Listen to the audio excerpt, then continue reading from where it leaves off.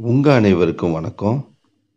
இப்ப நம்ம பார்க்க இருக்கிறது "Les présents continus", அதாவது நிகழ்கால தொடர். நீங்க யாராவது என் சேனலுக்கு புதியவரா இருந்தா, கீழ இருக்கிற சப்ஸ்கிரைப் பட்டனை பிரஸ் பண்ணிட்டு, அப்படியே பெல் ஐகானை பிரஸ் பண்ணிடுங்க. அப்பதான் நான் போடுற வீடியோ உங்களுக்கு உடனுக்குடன் கிடைக்கும். இது என்னுடைய 73வது வீடியோ. இப்ப நம்ம பார்க்க இருக்கிறது நிகழ்கால தொடர். அதாவது கன்டினியூஸ் டென்ஸை பற்றி நாம் இப்போ இந்த வீடியோவில் பார்க்க போகிறோம். வாங்க இப்போ நம்ம வீடியோக்குள்ளே போகலாம். இந்த கன்டினியூஸ் டென்ஸை பயன்படுத்துறது ரொம்ப எளிமையாக இருக்கும். இந்த வாக்கிய அமைப்பு முறை, அதோடைய ப்ரொசீஜர் எல்லாம் நீங்கள் ஃபாலோ பண்ணிட்டு வந்தீங்கன்னா, நீங்கள் ஈஸியாக எழுதவும் பேசவும் முடியும். அது என்னன்றது இப்போ நம்ம பார்க்கலாம். ஒரு செயல் தொடர்ந்து நடந்து கொண்டே இருந்தால் அந்த செயலை குறிக்க "le continue", அதாவது தொடர்காலம் பயன்படுத்துகிறோம்.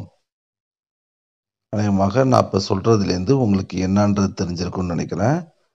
ஒரு செயல், அதாவது நம்ம செஞ்சுக்கிட்டே இருக்கிறோம் அப்படின்றத சொல்கிறது தான் கண்டினியூஸ் டென்ஸ். பொதுவாக தற்கால பிரெஞ்சு மொழியில் "le continue", அதாவது தொடர்காலம் 3 வகைகளாக பயன்படுத்துகிறோம். அது என்னன்றதை இப்போ நம்ம பார்க்கலாம். முதலாவது "le présent continu", அதாவது நிகழ்கால தொடர். இரண்டாவது "le passé continu", இறந்த கால தொடர். மூன்றாவது "le futur continu", அதாவது எதிர்கால தொடர். இப்போ அது என்ன, அதோடைய வாக்கிய அமைப்பு முறை, அதற்கான உதாரணத்தை நம்ம பார்த்தோன்னா அது எப்படி பயன்படுதுன்றது உங்களுக்கு எளிமையாக புரியும். இப்போ நாம் "le présent continu" அப்படின்னா என்னன்றதை நம்ம இப்போ பார்க்கலாம். ஒரு செயல் தற்போது ஆரம்பித்து தொடர்ச்சியாக நடந்து கொண்டே இருந்தால் அந்த செயலை குறிக்க "le présent continu", அதாவது நிகழ்கால தொடர் பயன்படுத்துகிறோம். இந்த கண்டினியூஸ் டென்ஸ்லேருந்து நம்ம தெரிஞ்சுக்கிறது என்னன்னா, ஒரு செயல், அதாவது இப்போ எக்ஸாம்பிளுக்கு நம்ம சாப்பிட்றோம், வேலை செய்கிறோம், தூங்குகிறோம், அதுதான் ஒரு செயல். அந்த செயல் இப்போ ஆரம்பிக்குது. ஆனால் எப்போ முடியுதுன்றது நமக்கு தெரியாது. அது கண்டினியூஸாக நடந்துக்கிட்டே இருக்கும். நான் சாப்பிட்டுக்கிட்டே இருக்கேன், தூங்கிக்கிட்டே இருக்கேன், வேலை செஞ்சுக்கிட்டே இருக்கேன் அப்படின்றத சொல்கிறது தான் கண்டினியூஸ் டென்ஸோடைய மெயின் பர்பஸே. பொதுவாக எல்லா டென்ஸுக்கும் நம்ம அதனுடைய வாக்கிய அமைப்பு முறையை நல்லா தெரிஞ்சுக்கிட்டோன்னா, அதை நம்ம ஈஸியாக எழுதும் போதோ அல்லது பேசும் போதோ அந்த ஸ்ட்ரக்சரை வச்சுட்டு நம்ம ஈஸியாக அதை பயன்படுத்தலாம். ஈஸியாக எழுதும் போது இந்த ஞாபகத்துக்கு வருதுன்றதுக்காக தான் நான் வாக்கிய அமைப்பு முறைன்றதை ஒன்று நான் கொடுத்துருக்கேன் இதில். இப்போ நாம் "le présent continu"டைய வாக்கிய அமைப்பு முறையை பார்க்கலாம். sujet plus être verbe conjugué présent plus en train de plus infinitif plus objet. தமிழில் எழுவாய் plus இரு வினைச்சொல்லின் நிகழ்காலம் plus en train de plus வினையெச்சம் plus செய்யப்படு பொருள்.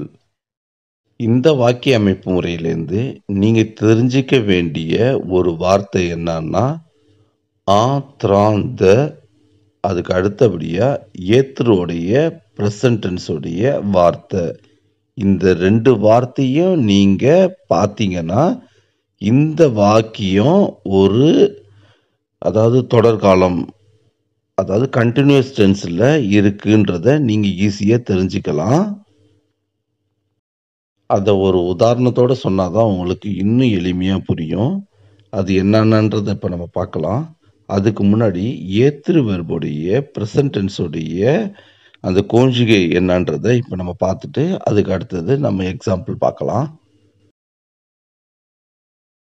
உங்களுக்கு ஏற்கனவே ஏத்துரு வெர்புடைய ப்ரெசன்ட் டென்ஸ் உங்களுக்கு தெரிஞ்சிருக்கும். அப்படி தெரியாதவங்க இதுக்கு முன்னாடி உள்ள வீடியோல நான் கொடுத்துருக்கேன். ஏத்துரு எதுக்கு பயன்படுதுன்றத. அத போய் நீங்க பார்த்தீங்கன்னா உங்களுக்கு நல்லா தெரியும். இப்ப நம்ம ஜஸ்ட் அதோடைய கோஞ்சுகே என்ன, ப்ரெசன்ட் டென்ஸோட கோஞ்சுகே என்னன்றத இப்ப நம்ம பார்த்துட்டு அடுத்தது நம்ம எக்ஸாம்பிளுக்கு போயிடலாம். Je suis, tu es, il y est, elle est, nous sommes, vous êtes, ils sont, elles sont. ஆந்த்ராந்தாவுக்கு முன்னாடி ஏத்துரு ப்ரெசன்ட் டென்ஸ் யூஸ் பண்ணியிருந்தாங்கன்னா அதில் கண்டினியூ ப்ரெஸ்ஸான்றதை நீங்கள் இது மூலயமா பார்த்த உடனே நீங்கள் தெரிஞ்சுக்கலாம். அதுக்கு கண்டிப்பாக ஏத்துரு வெர்புடைய ப்ரெசன்ட் டென்ஸுடைய கோஞ்சுகே கண்டிப்பாக தெரிஞ்சிருக்கணும். இப்போ நாம் அதனுடைய எக்ஸாம்பிள் உதாரணத்தை இப்போ நம்ம பார்க்கலாம். முதலாவது je suis en train de travailler. இதற்கு தமிழ் அர்த்தம் நான் வேலை செய்து கொண்டிருக்கிறேன். இப்போ முதல் உதாரணத்தை எடுத்து அது எப்படி ஃபங்க்ஷன் ஆகுது அப்படின்றத நம்ம பார்க்கலாம். மீதியெல்லாம் அடுத்தடுத்து நீங்கள் பார்த்து தெரிஞ்சுக்கலாம் அடுத்ததில். இப்போ இதில் 3 கலர் கொடுத்துருக்கேன். ஃபஸ்ட்டு இருக்கிறது ரோஸ் கலர், அடுத்தது ப்ளூ கலர், அடுத்தது க்ரீன் கலர் கொடுத்துருக்கான். இந்த ரோஸ் கலர்ன்றது எதுக்கு யூஸ் ஆகுதுன்னா அது ஏத்துரு வெர்பு கோஞ்சியோடைய ப்ரெசன்ட் டென்ஸுக்கு. அடுத்தது திராந்த, அடுத்தது பார்த்திங்கன்னா இன்ஃபினிட்டிவ். இதை அதே கலரில் தமிழில் கீழே கொடுத்துருக்கேன். உங்களுக்கு அதை பார்த்த உடனே உங்களுக்கு ஈஸியாக புரியுன்றதுக்காக தான் அந்தமாரி பண்ணியிருக்கோம். பார்த்து தெரிஞ்சுக்கிங்க. இதோடைய தமிழ் அர்த்தம் என்னன்னா ஜேன்றது நான், சீன்றது இருக்கிறேன்றது, ஆத்ராந்தன்றது கொண்டு, த்ரவாயின்றது வேலை செய்யுது. இதிலிருந்து நான் வேலை செய்து கொண்டிருக்கிறேன். அதாவது ஒரு ஆளை பார்த்து நம்ம கேட்கும்போது நீங்கள் என்ன செஞ்சிட்டு இருக்கீங்க அப்படின்னா அவர் வேலையை முடிச்சிட்டேன் இல்லை செய்ய போகிறேன் அப்படி சொல்லாமல் நான் இப்போ வேலை செய்து கொண்டு இருக்கிறேன். எப்போ ஆரம்பிக்கிறத எப்போ அவர் முடிப்பாருன்றது தெரியாது. அப்படி இருக்கிற டைமில் அதேமாரி ஒரு செயலை சொல்கிறதுக்கு le présent continu அதாவது தொடர்காலம் நாம் பயன்படுத்துகிறோம். இரண்டாவது tu es en train de lire le journal. நீ செய்தித்தாளை படித்து கொண்டிருக்கிறாய். மூன்றாவது elle est en train de dormir dans son lit. அவள் அவளுடைய படுக்கையில் தூங்கிக் கொண்டிருக்கிறாள். நாலாவது il est en train de boire du café. அவன் காஃபியை குடித்து கொண்டிருக்கிறான். ஐந்தாவது nous sommes en train de courir. நாங்கள் ஓடிக்கொண்டிருக்கிறோம். ஆறாவது vous êtes en train d'aller au supermarché. நீங்கள் சூப்பர் மார்க்கெட் போய்கொண்டிருக்கிறீர்கள். ஏழாவது ils sont en train de jouer au foot. அவர்கள் கால்பந்து விளையாடி கொண்டிருக்கிறார்கள். எட்டாவது elles sont en train de regarder le cinéma. அவர்கள் அதாவது பெண்கள் சினிமா பார்த்து கொண்டிருக்கிறார்கள். இதில் நான் ஒரு உதாரணத்தை மட்டும்தான் நான் உங்களுக்கு சொன்னேன். அதே மாதிரி தான் 8 உதாரணமும் நான் கலரில் சொன்னது மாதிரியே எந்தெந்த கலருக்கு என்ன இருக்குன்றத நீங்கள் ஒரு தடவை பார்த்தீங்கன்னாவே உங்களுக்கு ஈஸியாக அது புரிய ஆரம்பிச்சிடும். இந்த இன்ஃபினிட்டிவ் அதாவது அந்த இடத்துல வெர்பை வேறு இடத்துல நீங்கள் சேஞ்ச் பண்ணி நீங்களே வேறு வேறு வார்த்தையை போட்டு பார்த்தீங்கன்னா உங்களுக்கு எப்படி பேசலான்றது உங்களுக்கு அதுலேருந்து தெரிய ஆரம்பிச்சிடும். உங்களுக்கு இந்த வீடியோ பிடிச்சிருந்துச்சுன்னா நீங்கள் உங்கள் ஃப்ரெண்ட்ஸுக்கோ உங்களுக்கு தெரிஞ்சவங்களுக்கோ ஷேர் பண்ணுங்கள். நீங்கள் இந்த வீடியோ பார்த்துட்டு இதில் எதுன்னு சொல்லணும்னு நினச்சிங்கன்னா கீழே உள்ள கமெண்ட் பாக்ஸில் நீங்கள் சொன்னீங்கன்னா அதில் உள்ள குறைய நான் திருத்திக்கிறதுக்கு முயற்சி பண்ணுவேன். இது வரைக்கும் யாரும் சப்ஸ்கிரைப் பண்ணாதவங்க தயவு செய்து கீழே இருக்கிற சப்ஸ்கிரைப் பட்டனை ப்ரெஸ் பண்ணுங்க. அப்போ தான் அது எங்களுக்கு ஊக்கமாக இருக்குன்றதை நாங்கள் இதுலேருந்து தெரிவிச்சுக்கிறேன். உங்களுக்கு இந்த வீடியோவிலிருந்து ஓரளவுக்கு புரிஞ்சிருக்குன்றதை நான் நம்புகிறேன். உங்கள் அனைவருக்கும் வணக்கம். இப்போ நம்ம பார்க்க போகிறது லெ பசே, அதாவது இறந்த காலம். இதுக்கு முன்னாடி உள்ள வீடியோவில் லெ மோத், அதாவது வினை வாக்கியம் அப்படின்னு ஒரு வீடியோ ஒன்று போட்டிருக்கோம். அந்த வீடியோவில் நம்ம ஃபஸ்ட்டு சொன்னது லெ ஆந்திகத்தீஃப். உண்மை சம்பவத்துக்கோ அல்லது ஒரு சாதாரண ஒரு நிகழ்ச்சிக்கோ நாம் ஆந்திகத்தீஃப் பயன்படுத்துகிறோம். அந்த ஆந்திகத்தீஃபில் ஒரு வகை தான் லெ பசே. அப்படின்னா என்னான்னு தெரிஞ்சுக்கிறதுக்கு நாம் இந்த வீடியோக்குள்ளே பார்க்கலாம். ஒரு நிகழ்ச்சி அல்லது ஒரு செயல் நடந்து முடிந்தால் அது இறந்த காலத்தை உணர்த்தும். இந்த செயல் சமீபத்தில் முடிந்திருக்கலாம் அல்லது நீண்ட நாட்களுக்கு முன்பு முடிந்திருக்கலாம். இது போன்ற ஒரு செயலை நாம் சொல்லணும்னா அப்போதைக்கு நாம் இறந்த காலம், அதாவது லெ பசே தான் பயன்படுத்த வேண்டும். இது போன்ற வாக்கியத்தை பிரெஞ்சு மொழியில் 5 வகையான இறந்த காலங்களாக பிரிக்கப்படுகின்றது. அவைகள் என்னவென்று இப்போது நாம் பார்க்கலாம். l'imparfait, le passé simple, le passé composé, le pluperfect, le passé antérieur, le passé proche ou le passé récent. இவைகள் அனைத்தும் கடந்த காலத்தில் உள்ள வாக்கியங்களின் நிலையை பொறுத்து மாறக்கூடியவை. லெ பசே ப்ரோஷ் என்பது பேசுபவர்கள் அடிக்கடி பயன்படுத்தும் இறந்த கால வகையை சார்ந்தது. இறந்த கால வாக்கியத்தை பேசுவதற்கு பெரும்பாலாரும் அதிகம் பசே கம்போசே மற்றும் பசே ப்ரோஸ் பயன்படுத்துகிறார்கள். பொதுவாக பசே கம்போசே 2 வகை வாக்கிய அமைப்பாக பிரிக்கப்படுகிறது. அவைகள் என்னவென்றால், முதலாவது லெ பசே கம்போசே அவைக் அவ்வார், இரண்டாவது லெ பசே கம்போசே அவைக் ஏத்ரு. இறந்த காலம், அதாவது பசே, அதை நம்ம எடுத்துக்கிட்டால் அதில் இந்த 5 வகையில் மிக மிக ரொம்ப முக்கியமானது பசே கம்போசே. இதனுடைய தெளிவான விரிவாக்கத்தை நான் அடுத்த வீடியோவில் உங்களுக்கு நான் கொடுக்குறேன். மீதி வகையான இறந்த காலத்தையும் நான் முடிந்த அளவுக்கு சீக்கிரம் உங்களுக்கு வீடியோ போடுறதுக்கு ட்ரை பண்ணுறேன். இந்த வீடியோ மூலம் லெ பசே, அதாவது இறந்த காலம் அப்படின்னா என்னான்னு உங்களுக்கு புரிஞ்சிருக்கும்னு நான் நம்புகிறேன். உங்கள் அனைவருக்கும் வணக்கம். இப்போ நம்ம பார்க்க இருக்கிறது லெ பசே கண்டினியூ, அதாவது இறந்த கால தொடர். நீங்கள் என் சேனலுக்கு புதியவராக இருந்தால் கீழே இருக்கிற சப்ஸ்கிரைப் பட்டனை ப்ரெஸ் பண்ணிவிட்டு கூடவே பெல் ஐக்கானே ப்ரெஸ் பண்ணிவிடுங்க. அப்போ தான் நான் போடுற வீடியோ உங்களுக்கு உடனுக்குடன் கிடைக்கும்.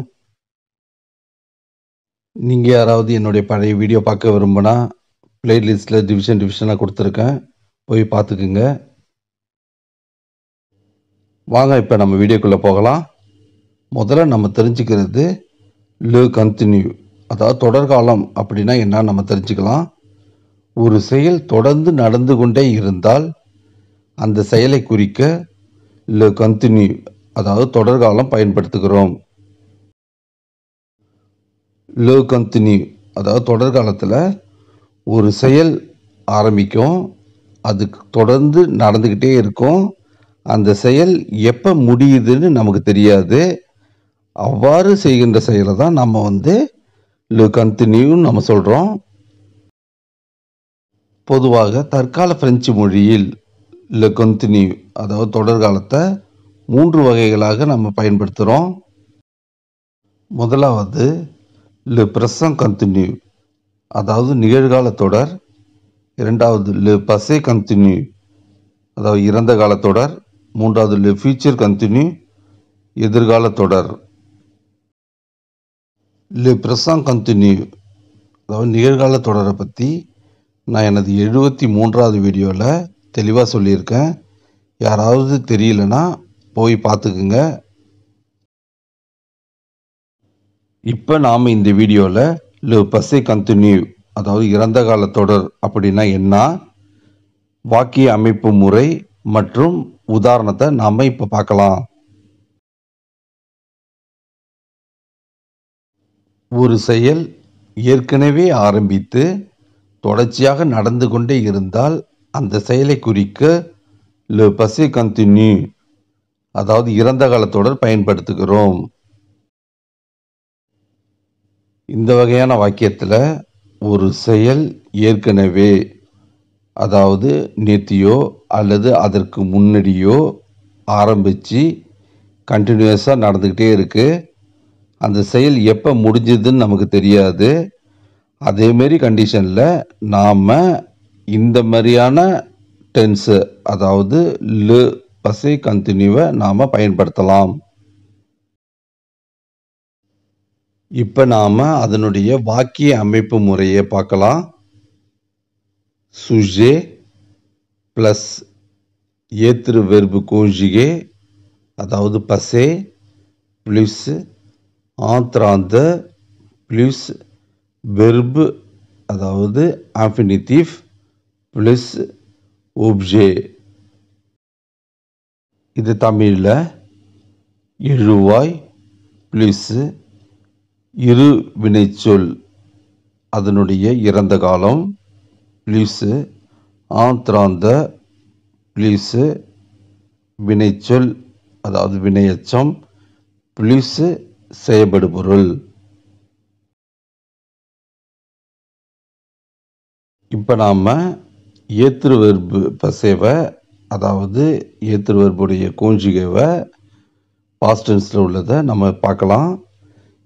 இதை நாம் imperfect அப்படின்றத நம்ம சொல்லலாம். j'étais, tu étais,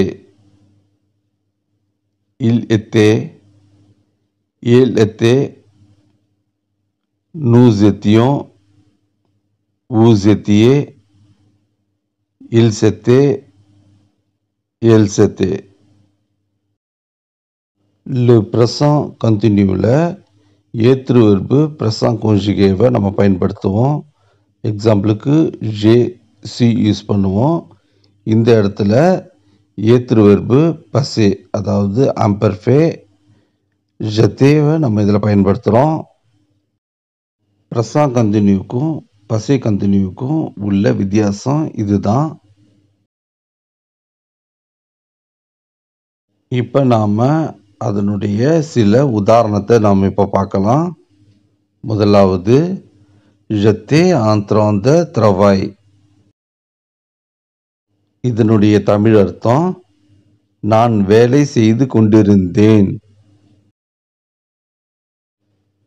j'ai என்பது sujet, était என்பது ஏற்று வெர்பு passé அதாவது imperfect, entrantன்றது காமன் வார்த்தை, travailler அப்படின்றது infinitif.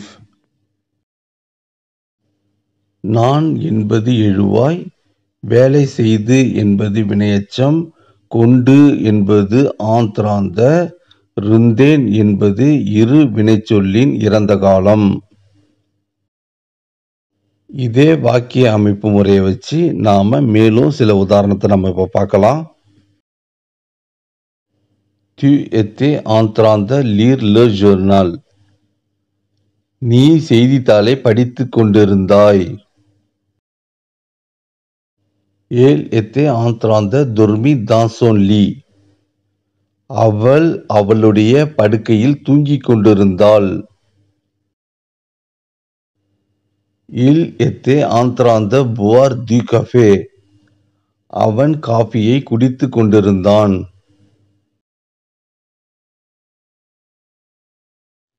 nous étions en train de courir. நாங்கள் ஓடிக்கொண்டிருந்தோம். vous étiez en train d'aller au supermarché. நீங்கள் சூப்பர் மார்க்கெட் போய்க் கொண்டிருந்தீர்கள். Ils étaient en train de jouer au foot. அவர்கள் கால்பந்து விளையாடிக் கொண்டிருந்தார்கள். Ils étaient en train de regarder le cinéma. அவர்கள் அதாவது பெண்கள் சினிமா பார்த்து கொண்டிருந்தார்கள். Le passé continu அதாவது இறந்த கால தொடருக்கு நான் மொத்தம் 8 எக்ஸாம்பிள் சொல்லியிருக்கேன். அதில் பிரெஞ்சில் உள்ள கலரை அப்படியே கீழே உள்ள கலருக்கு கம்பேர் பண்ணி நான் சொல்லியிருக்கேன். இது உங்களுக்கு ஈஸியாக புரிஞ்சிருக்கும்னு நான் நம்புகிறேன். இதே மாதிரி நீங்களும் சில எக்ஸாம்பிள்ஸை ட்ரை பண்ணி பாருங்க. Le présent continuவுக்கும் le passé continuவுக்கும் ஒரே மாதிரியான எக்ஸாம்பிளை தான் நான் சொல்லியிருக்கேன். அப்போ தான் உங்களுக்கு வித்தியாசம் புரியுன்றதுக்காக நான் இந்த மாதிரி சொல்லியிருக்கேன். இந்த 2 டென்ஸுக்குள்ள எக்ஸாம்பிள்ஸை நீங்கள் கம்பேர் பண்ணி பார்த்தீங்கன்னா உங்களுக்கு ஈஸியாக புரியுன்றது நான் நம்புகிறேன். உங்கள் அனைவருக்கு வணக்கம். இன்னைக்கு நம்ம பார்க்க இருக்கிறது le future continue அதாவது எதிர்கால தொடர். நீங்கள் யாராவது என் சேனலுக்கு புதியவராக இருந்தால் கீழே இருக்கிற சப்ஸ்கிரைப் பட்டனை ப்ரெஸ் பண்ணிவிட்டு கூடவே பெல் ஐக்கானையும் ப்ரெஸ் பண்ணிவிடுங்க. அப்போ தான் நான் போடுற வீடியோ உங்களுக்கு உடனுக்குடன் கிடைக்கும்.